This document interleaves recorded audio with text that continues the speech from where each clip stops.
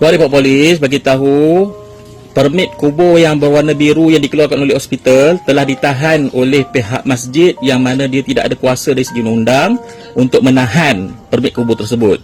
Jadi sekarang ni cerita dia dah keluarkan borang kebenaran, kita dah mohon pada masjid, tapi permit biru tu dia tahan sedangkan dia tidak ada kuasa untuk menahan.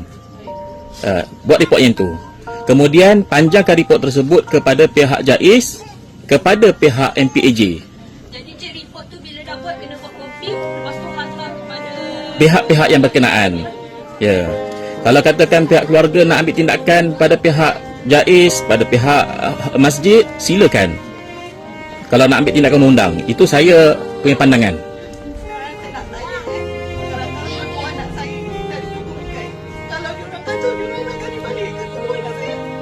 Kita pihak polis akan datang, pihak OCPD, ketua daerah akan dalam perjalanan datang.